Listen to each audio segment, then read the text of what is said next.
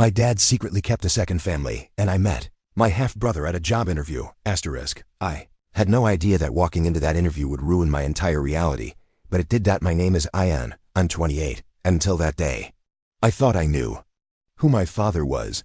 I thought my family was real. But I was wrong. So wrong. It started like this. I had just lost my job. Tech layoffs, they said. Nothing personal. But when your rent's due and your savings are disappearing, it feels personal. I was desperate, sending out resumes, applying everywhere. One day, I got an email from a startup. A pretty cool one, actually. They wanted me to come in for an interview. Position, senior dev. I was excited. Nervous. And tired of rejection. So I dressed sharp, took a deep breath, and walked into the office. The HR manager greeted me. Friendly. Smiling. She led me into a small conference room. The lead developer will join you shortly.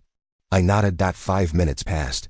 Then the door opened. And that's when everything broke, because the guy who walked in looked exactly like me. Same face, same skin tone, same jawline, same nervous smile. He froze. I froze. We stared at each other. I'm Zayn, he said, offering his hand. I shook it. Ian. We sat down, but we kept glancing at each other. It was like staring into a mirror that reflected a different version of me. He flipped through my resume, but I could tell he wasn't focused. Neither was I. Finally, he laughed awkwardly. This is weird, right? Yeah, I admitted. We look alike. Really alike. Then he said something that hit me in the gut. What's your dad's name? I blinked. Samir. He went pale, whispered, same here. My blood ran cold. What's your mom's name? Nayla, I said. He exhaled hard. Mine's Miriam. We sat there. Silent. Then he pulled out his phone, showed me a picture. It was my dad. Samir. Holding a little boy. Zayyan. And a woman I'd never seen before. Smiling. Happy. Like a real family. I couldn't breathe. That's my dad. He nodded slowly. Mine too. The interview ended right there. There was nothing else to say. Zayn stood. I didn't know either. Not until I was 14. Mom told me, said he had another family. But I thought she meant divorced or something. I was shaking. He was never divorced. I guess not. I left the office in a daze, walked through traffic. Like a ghost. My hands were trembling. My heart was racing. I called my mom. She picked up. Hey Beta, how did it go? I met my half-brother today. Silence. Then, what? Mom, I met a guy at the interview. He looks just like me. Same name for dad, same face, same everything. His name is Zayn. His mom's name is Miriam, she gasped. Ian, come home. I took a cab. Shaking, sweating, angry, scared. When I got home, my mom was waiting at the door. She looked like she'd seen a ghost. I didn't even sit. Is it true? She nodded. Tears in her eyes. I didn't want you to ever know. Know what, Mom? That your father? He had another family. I felt sick. How long? She sat down, hands shaking. They were together before me. He told me they'd broken up. That she didn't want marriage. That it was over. Then he married me. I got pregnant with you. But he never told me. He'd gone back to her. I sat down. Stunned. So he was with both of you? She nodded. He'd be gone for days, said it was work travel. I believed him. When I confronted him, he swore it was nothing. He'd leave again. Come back. Pretend it never happened. Eventually he just stopped showing up. Tears rolled down her face. He left us, Ian, for them. I didn't know what to say. My dad, the man I idolized, the man who used to teach me how to ride a bike, the man who'd disappear for business. He had another son, another woman, another life. Did you know about Zayn? She nodded. I heard his name once. When I finally tracked your father down to demand child support, he slipped. Sighed he couldn't afford more. Because of Zayn. I wanted to scream. Punch something, but I just sat there. Broken. He lied to us. To both of us, she whispered. That night, I couldn't sleep. I kept looking at old photos. Birthdays. Graduations. Every moment with my dad suddenly felt fake, like he was just playing a role. And behind the scenes, he was laughing with his real family. With Zayn. But here's the thing, Zayn wasn't the enemy. He was a victim too. He hadn't asked for this. Neither had I, so the next day, I messaged him. Hey, want to grab coffee? He replied in minutes. Yeah, let's talk. We met at a quiet cafe. He looked nervous. So did I. We sat. No handshakes this time. Just silence. Then I spoke. I don't blame you. He looked relieved. Me neither. I thought I was the only one, I admitted. He nodded. Me too. We talked for hours. About our lives. Our dads. Our moms. How Samir would show up randomly and leave just as fast. How we both had questions he never answered. We realized something else too. He had never been fully there. For either of us. Two half-fathers. Not one whole. Zayn pulled out a letter. He sent this last year. When I turned 27. I read it. It was full of apologies. Empty words. Promises. That never meant anything. I asked Zayn, "Do you still talk to him?" He shook his head. Not in 2 years. He sent money. Birthdays, Eid. But he was never really around. Now I know why. Because he had you. I sighed. And I thought he left me because of work. We both laughed, a bitter, broken kind of laugh. Before we left, he said, "We didn't choose this, but maybe we can choose what we do with it." I nodded. "Brothers?" He smiled. "Yeah, brothers." We exchanged numbers. And walked out into the street. Two strangers. Connected by blood. Divided by lies. Bound by the same wound. That night, I looked in the mirror, and for the first time, I didn't just see me. I saw Zayn too. And the truth. Ugly, heavy, necessary truth. I had a brother, and a father who didn't deserve either of us. The next morning, I got a text from Zayn. "You still want to talk to him?" I stared at my phone. Did I? I didn't know, but I replied anyway. "Yeah, I need answers." "Same, I have his number." "Still works. You want to call or meet in person?" I thought for a moment. Then typed, "Let's go see him." Zayn sent me the address. It was only 30 minutes away. I got dressed. Grabbed my keys. Told Mom I was heading out. She didn't ask where. Maybe she already knew. I met Zayn outside an old 2-story house, paint peeling, yard overgrown, curtains drawn. We both stood silently for a moment. Then I asked, "This where he lives?" Zayn nodded. "Yeah, been here the last 5 years." "You've been here before?" "Twice, didn't stay long." He walked up to the door, hesitated. Then knocked. Once, twice. Footsteps. The door opened. And there he was. Samir. My father, looking older, tired, wrinkled, but still him. His eyes widened when he saw both of us. Zayn. He looked. Between us. "What are you doing here?" I stepped forward. "We want the truth." He let us in. The living room was small, cluttered, just everywhere. Like he didn't expect company. Ever. We sat down. He didn't. He stayed standing like a guilty man, which he was. I started. "You lied to us," he sighed. "I didn't mean to," Zayn cut in. "But you did." Samir sat down finally, looked at the floor. "I made mistakes, big ones. I never wanted to hurt either of you." "Then why did you?" I asked. "Because I was weak," he whispered. "Because I was selfish. I loved both your mothers, but I couldn't choose. So I tried to keep both."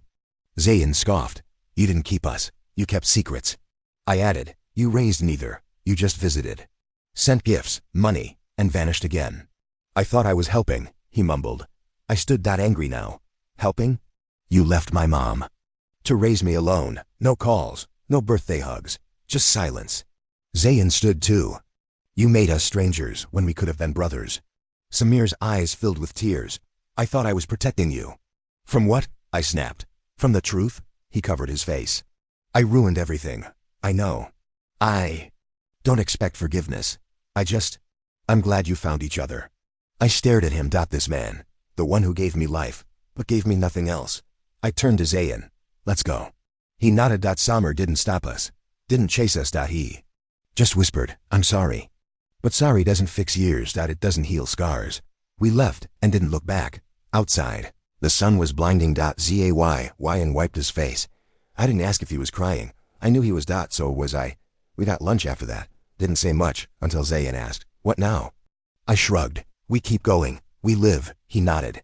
"You ever think about what life would have been like if he'd told the truth?" I smiled sadly. "Yeah, but then I remember he didn't, and here we are anyway." Over the next few weeks, we stayed in touch, talked more, hung out, played video games. I met his friends. He met mine. He even met Mom. She hugged him like he was hers. He looked shocked, then cried. We didn't talk to Samir again. At least not right away. We didn't block him. We just didn't reply. Some wounds need time. And space. One night, Zayn texted me. "Bro, wanna see something crazy?" He sent a photo. It was of him at age 5, wearing a red sweater. Behind him, at a picnic, was me. Holding a balloon. I blinked. "Weird. You get this?" My mom's old albums. I was there too. He typed fast. We were at the same park. Same day. We had met before as kids, and never knew. I showed it to my mom. She stared at the picture, whispered, "I remember that day." Samir said the picnic was for his boss's family. He even asked me not to talk to anyone. My hands clenched. Zayyan and I had shared a swing set, played tag. Laughed. And had no idea we were brothers. What kind of man keeps that from his sons? What kind of father lies with a smile? We didn't tell Samir about the photo, not yet. He didn't deserve our memories. Got the good ones. Not anymore. 2 months passed, then 3. We were building something new. Zayyan and I. No lies. Just us. Until one day, I got a call from an unknown number. I almost didn't pick up, but I did. Ayan, it was a woman. "This is Sana, Samir's neighbor." I froze. "What is it?" "He's in the hospital. Heart attack. He asked for you, and Zayyan." My chest tightened. I called Zayyan, told him everything. We didn't know what to do. Did we owe him that? Did we even care? But in the end, we went. Samir was hooked to machines. Pale. Weaker than ever. He smiled when he saw us. "You came," I nodded stiffly. "You asked for us." Zayyan stood beside me. Samir whispered, "I don't have long. There's something I need to give you." He reached into a drawer, pulled out a folder. Inside were pictures. Letters. Documents. Our names. Our birthdays. Even drawings we made. He had kept them. All of them. He handed it over. I didn't know how to be a father, but I loved you both, in my own broken way. Tears streamed down his face. "I just wanted you to know that." Then he reached for my hand. "Can you forgive me?" I didn't answer, neither did Zayyan. We just stood there, and then he closed his eyes, and the monitor went flat. Just like that. He was gone. The man who broke us was finally silent. The nurse walked in, declared time of death. Zayyan sat down, buried his face in his hands. I stared at the folder, then at him. "Let's go home, brother." He nodded. And we walked out. Together. We buried him quietly. No big funeral. Just as Zayyn. Me. Our moms. And the woman I'd never met until that day. Miriam. Zayyn single quotes S mom. My father's other wife. She stood beside us. Silent. Holding flowers. She didn't cry, just stared at the grave, like she'd already said goodbye years ago. I wanted to be angry at her, but I couldn't. She was lied to, just like Mom. We all were, after the burial. We went back to Zayyan's place. We sat on the floor, opened the folder. Samir had left behind. Inside were sealed letters. Each with our names. One for me, one for Zayyan, and one addressed to both of us. Zayyn picked his up first, opened it, started reading. Then I opened mine. And everything stopped. "Dear Ayan, I never deserved to be your father. You were always kind, smart, strong. I saw so much of myself in you, and maybe that's why I stayed away. Because I was afraid you'd grow up and see through me. I thought distance would protect you. But it only broke you, and I carry that pain every day. You didn't need a provider. You needed a father. I'm sorry I wasn't that. I watched you grow from afar. School photos, Facebook updates, graduation, announcements your mom sent me. You were brilliant, and I missed every moment. I hope one day you find peace. Even if you never forgive me, I love you. Dad." I had to stop reading. Tears were falling. Silently. Zayyn looked over at me. Then handed me the shared letter. We opened it together, read it in silence. "To Ayan and Zayyan, you were both the best parts of me. You deserve to grow up as brothers. But I let my fear destroy that. I wanted to keep both families happy. Instead, I broke you both. But in the end, you found each other. And that means more to me than you'll ever know. If I could rewrite time, I would tell the truth from the start. But I can't, so this is my last gift, each other. My sons, my greatest regret, and my greatest joy." Samir, neither of us spoke for a long time. The room was quiet, except for the sounds of 2 grown men crying, not for our father, but for what we'd never had. Weeks passed. We visited each other often, sometimes in silence, sometimes laughing, but mostly just existing. Together. As brothers. Finally. One day, Zayyan called me. "Bro, you ever wonder if we have more family?" I paused. "You mean other siblings?" "Yeah." I laughed nervously. "God, I hope not." "Why?" "Because I barely survived finding you." We both laughed, but the idea stuck in my head. Later that night, I dug through the folder again. At the bottom, there was a sheet of paper. It was old. Folded. And on it a name, Sarah, born 1996, Mother's name, Amna. My chest tightened. Was this a sister? I sent a photo of the paper to Zoyyn. He called instantly. Who is she? I think we have a sister. We couldn't find much. Online. No socials. No pictures. Just one article from a local paper. Sarah, a rising artist, to open her first exhibit. Location, a gallery downtown. Date. The next day. We stared at each other. Should we go? Yes. The next evening, we stood outside. A small gallery. My palms were sweating. Zayn looked equally panicked. What if she doesn't know? Then we don't say anything, not unless she asks. And if she does? Then we tell her the truth. We walked in, paintings everywhere. Abstract. Colorful. Bold. Then we saw her. Sarah. Long. Dark hair. Same eyes. Same nose. Like our dad had copied and pasted parts of us into her. She was talking to someone. Laughing. Alive. In her own world. Zayn whispered, she looks happy. Should we ruin that? We're not ruining it. We're revealing it. Sarah eventually walked past us. Looked at us. Hey. Have we met? Zayn panicked. No, sorry. I stepped forward. Your name's Sarah? She nodded slowly. Yeah. We knew someone named Samir. Her face changed. He was my dad. Why? He was our dad too. She froze, eyes wide, mouth open. I pulled out the paper, showed her the handwriting. She stared at it. Then whispered, I always thought. There was something. He never stayed, only visited. He'd disappear for months. Mom never talked about it. I haven't seen him in years, Zayn said quietly. He passed away last month. Sarah gasped. Oh. I didn't even know. We sat outside the gallery. Told her everything, from the job interview. To the letters. To the lies. She listened in silence, then laughed bitterly. Of course he did this. He always said family was complicated. Guess I never knew how complicated. We exchanged numbers. She hugged us. Tight. And then whispered, brothers. We both smiled. Sister. That night I told Mom. She cried. A daughter? He had a daughter too? Yes. Are you okay? I nodded. I think I am. Because I have more family now, not less. 3 months later, we all met again. Zayn, me, Sarah, over dinner, talking about our lives, childhoods, pain, laughs, memories. We were broken, but healing. Together. Zayn said, if he were here, what would you say? I thought for a moment. Then whispered, nothing. I'd let him watch us laugh, talk, live.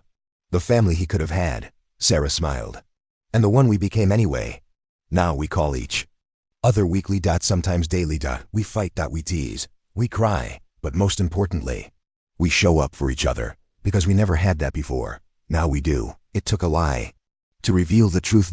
It took a broken man to give us each other. And it took pain to build something real. We lost a father, but we found a family, a real one, and we're never letting go again. I thought the story ended there. We found each other. We buried our father. We forgave. We moved forward, but I was wrong, because the past isn't done with you. Even when you're done with it. It started with a letter, delivered by hand. To my mother's house. A man in a black coat. No name, no words, just a thick white envelope. With my name on it. A YAAN. My mother handed it to me. Another lawyer? I shrugged. I don't know. She frowned. Are you in trouble? I smiled. Aren't I always? She didn't laugh.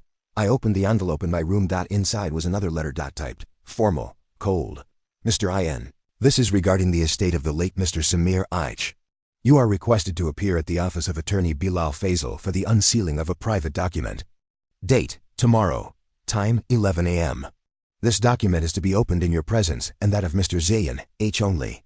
No copies exist. This is confidential. I stared at it. What else was left? Samir was already buried. His secrets too. Or so I thought. I called Zayn. Did you get something? Yeah, just now. Same letter? Same time, same place? Yeah. You going? Of course. You nervous? Always. We both laughed, a little nervous, a little scared, mostly tired. Next morning, we showed up early. The law office was small, plain. The receptionist let us in right away. Mr. Faisal stood waiting. Tall gray hair, serious eyes. He motioned us to sit. Then locked the door. Gentlemen, thank you for coming. This was a private request made by your late father. He left you a final note, and something else. He pulled out a small black box, placed it on the table, then slid a sealed envelope toward us. This is the last known letter he ever wrote. I was instructed to give it to you both, and only to you. He stood. Take your time, I'll be outside. And just like that, we were alone. Zayn picked up the envelope, opened it. 2 pages inside. He handed me one. We read together, and everything changed. To my sons, if you're reading this, it means I'm truly gone. And you've already discovered one another. But there's one more thing you don't. No, something I never told anyone. Not even your mothers. I've been hiding something bigger than any of you can imagine. Not out of fear, but out of shame. And now, I need you to face it. Zayn stopped. What the hell? I kept reading. 30 years ago, I was involved in a real estate deal. With people I shouldn't have trusted. There were threats, mistakes, violence, and a man died. Zayn's voice cracked. Wait, what? I didn't kill him. But I helped cover it up. And now his son, he's found me. I felt the blood drain from my face. He made contact, 3 months before my heart attack. He said he wanted justice, said I owed him. I tried to give him money, he refused. He wanted something else. You. Zayn looked at me. What does that mean? We read on. He said if I didn't confess, he'd come after you. My sons. He knows your names. Where you live, where you work. So I gave him something else instead. Evidence. Proof that could destroy him. It's in the black box. You need to keep it safe. Because he's still watching. We stared at the box, not afraid to open it. Zayn whispered, is this a joke? I don't think it is. We opened the box. Inside a USB drive and a note. Plug it in only when you're safe. Trust no one. He has people everywhere. We drove straight to my place. Locked the doors. Closed the blinds. Plugged in the USB. There were folders. Photos. Voice recordings. Emails. Dozens out of a man named Feroz. As a powerful businessman. And the son of the man who died in that old real estate mess. Summer had gathered everything. Blackmail. Surveillance. Even a signed confession. We were holding the kind of evidence people kill for. Zayn backed away. What do we do with this? I don't know. I stared at the screen. Then whispered, but someone's coming for it. The next day, I saw a black car parked across the street. It didn't move, didn't flash lights, didn't leave. I called Zayn. You seen anything weird? Yeah, there's a guy asking my neighbors about me. We were being watched. No doubt now. That night, someone knocked on my door. I didn't answer, but I looked through the peephole.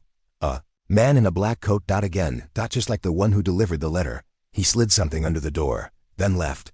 I waited 10 minutes. Then picked it up. It was a note. Typed. No name. No signature. We know what you have. Don't be a hero. Drop it at the old factory by midnight, or your brother disappears. My blood ran cold. I called Zayn. He didn't pick up. I called again. Still nothing. I drove to his apartment. Lights off. Door slightly opened. My heart stopped. Zayn? No answer. I walked in. Everything was fine. Too fine. Then he appeared from the kitchen, holding a bat. Bro, you scared me to death, I yelled. I left my phone on silent. I was making tea. We laughed, shaky, nervous. Then I handed him the note. His smile faded. We knew what we had to do. We couldn't run, couldn't hide, but we could fight. With the truth. So we made copies of the USB. Put one in the safety deposit box. One with my mom. One with Sarah. And one we kept, just in case. Then we sent an email. To every news outlet, every journalist. With a single line. Corruption has a name. Feroz. Here's the proof. Attached was the folder. All of it. The lies. The recordings. The documents. Everything. By the next morning, it was everywhere. Headlines. TV. Social media. Billionaire exposed in decades-long cover-up. And just like that, the man who threatened our lives vanished. The black car disappeared. The calls stopped. We weren't afraid anymore, because we had nothing left to hide and nothing left to lose. That weekend, we went to our father's grave. Zayn placed the empty USB drive on the headstone. Thanks for finally doing the right thing. I nodded. You may have been a terrible dad, but in the end, you protected us. We walked away, not just from the grave, but from the past, from the secrets, from the fear, into something new. Not perfect, but real, now. Zayn works at a nonprofit, helping young people avoid the mistakes our dad made. Sarah's art was featured in a national exhibit. I'm writing again, telling stories, because mine finally has an ending. One I never expected, but one I finally understand. Sometimes truth is the most dangerous weapon, but also the only thing that sets you free. And family? It's not who raises you. It's who fights for you when it matters. We were three strangers, tied by blood and pain. Now, we're unbreakable. After everything we went through, I thought peace would follow. No more secrets, no more lies. Just family, but peace is never permanent, because truth? It always has layers. And this time, it wasn't Dad hiding something. It was Sarah. It started when Zayn called me late. Panicked. Bro, Sarah's acting weird. What do you mean? I asked her if she wanted to come for dinner. She said she's busy. That's normal. She said she's in Paris. She's in Paris? She didn't tell us? That's not the problem. Then, what is? She posted a picture, in Lahore, yesterday. My stomach dropped. Why would she lie? I don't know. But I'm worried. We met at my place. Started going through her social media. It was strange. Photos from Italy. But the buildings were local. Filters covering backgrounds. Captions in French. But GPS tags said otherwise. She wasn't abroad. She was hiding something. The next day, she called, sounding cheerful. Too cheerful. Hey brothers, miss me? Zayn raised his eyebrows. I put her on speaker. Where are you really? She paused. I told you, Paris. Then why's your phone posting from Lahore? Another pause. Then she laughed nervously. Okay, you caught me. I didn't want you to worry. Worry about what? There's someone I've been seeing. Zayn's voice hardened. And he's older. A businessman. We're serious. What's his name? Why does that matter? Because we've had enough secrets, she sighed. His name's Feroz. My heart stopped. Zayn stood up. Feroz what? Silence. Then she whispered, Feroz. Feroz and Sarah, are you joking? No, the man who threatened us. Who tried to blackmail Dad. Who ruined lives. You're dating him? He's not what you think, Zayn exploded. We exposed him. He's in hiding. He ruined our father. She said softly, he told me. You two destroyed his life for no reason. I couldn't believe it. Sarah, we have proof. He blackmailed Dad. He threatened to kill us. He says you faked that. You've known him for 3 months. We're your brothers, she snapped. I didn't grow up with you. You don't get to control me. Then the line went dead. We sat in silence, shock, rage, betrayal. Zayn finally said, she's not just dating him. She's protecting him. And she's probably telling him everything, I whispered. He's using her. Zayn clenched his fists. And she's letting him. That night our lawyer called. Are you two safe? Yes. Why? Feroz's lawyers are filing defamation suits. The story you released, he's denying all of it. Claiming it was fabricated. And he says he has a witness who'll testify that you hacked him. Zayn closed his eyes. Sarah. She's the witness, isn't she? The lawyer sighed. He won't confirm the name. But she's the only one with motive. We had to act fast. We met with a journalist friend, gave him everything. Not just the USB, but video of the threats. Emails from fake accounts. Everything Dad had left behind. He agreed to run a follow-up. Expose. Feroz again. Publicly. With a new twist. Family betrayal. The story dropped. This time, it named Sarah. Her connection. Her romance. Her possible role in trying to erase the truth. The backlash was instant. Online. Rage. Trolls. Death threats. Sarah didn't respond. But she posted one cryptic photo. A single red rose. Captioned, sometimes blood is just a word. Then she disappeared. No updates. No calls. Nothing. Weeks passed. We tried to move on. But it hurt. She was our sister. We trusted her. And she chose the one man who tried to destroy us. Zayn was cold. Didn't mention her again. But I couldn't help wondering, what if she was scared? What if she wasn't free? One night I got a text. Unknown number. No name. Just a photo. Sarah. In a hospital bed. Bruised. Eyes swollen. And a short message. I was wrong. I need help. I jumped out of bed. Called Zayn. We need to find her. He didn't ask why. Didn't hesitate. Just said, let's go. Using the metadata from the photo, we traced it. A private clinic. Outside the city. We arrived within the hour. Burst into the front desk. We're looking for a patient. Sarah H. The nurse looked up, eyes cautious. Are you her family? Yes, she left this. A letter. From Sarah. We opened it together. I'm sorry, he lied to me. He said you ruined my father. Said you'd hurt me too. I believed him. I let him turn me against you. And when I tried to leave, he hurt me. But I escaped. I'm safe now. I'm leaving the country. Not forever. Just until I find myself again. I love you both. I was just lost. We stood there. Silent. Zayn finally said, she's alive. That's what matters. I nodded. We'll wait for her. Family isn't perfect. But we don't give up. Months passed. We got postcards from random places. Italy, Istanbul, New York. Always signed the same way. Love, your sister, always. 1 year later she returned, knocked on my door, wearing a scarf. Eyes softer, voice quieter. Can I come in? I opened the door. Zayn was already waiting inside. She saw him. Paused. Then burst into tears. They hugged. So did I. No words. Just forgiveness. Now we're stronger because we faced everything. Betrayal, secrets, danger, and still chose each other. Not because we had to, but because we wanted to. This family was built from wreckage, but now it's unshakable. No more lies. No more secrets. Just truth and love. And the people who stayed even when they had every reason to leave. They say the past doesn't die. It waits. Until you're comfortable. Happy. Safe. Then it knocks again. We were happy for the first time in years. Zayn and I were working together now, running workshops on family healing. Sarah was painting again. She even had her first solo art show. People came. Laughed. Cried. Applauded. Like the start of something beautiful. Until we found the letter. It was inside an old book, one of Dad's. Zayn found it while cleaning his apartment, folded between pages, yellowed paper, familiar handwriting. Samir's. To whoever finds this, I owe you a truth I never spoke. Even in death, Zayn called me immediately. You need to read this. I did, and I felt the world shift again. I told you I had 2 families, but that's not the full truth. Before either of you were born, there was someone else, a daughter. Her name was Iman. She was my first child. Born from a woman I loved before I married either of your mothers, but I abandoned them both. Years later, I tried to find her, but her mother moved abroad. I wrote letters, called numbers.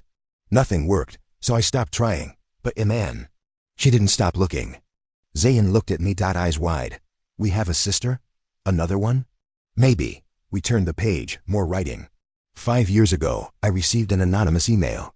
It simply said, I know who you are. No name. No reply address. But I believe it was her. She never responded again. I died before I could find her. If you're reading this, she may still be out there. I sat back. Stunned. Zayn whispered, do we look for her? I nodded. We owe it to her. And to Dad. It started with a name. Iman. We searched online. Dozens of matches. Then we narrowed it by age. City. Art programs. Because according to one of Dad's old letters, she was a painter, like Sarah. That's when we found her. Iman art therapist. Moved from London to Karachi last year. Works at a community center. We looked at her photo. Dark curls, sharp eyes, a face that looked so much like ours. Zayn whispered, it's her. We didn't tell Sarah yet. Didn't want to overwhelm her. Instead, we drove to the center, watched through the window. She was painting with children. Kind smile, gentle voice, beautiful soul. We waited. Until she stepped outside. I walked up to her. Iman? She turned. Paused. Looked at me.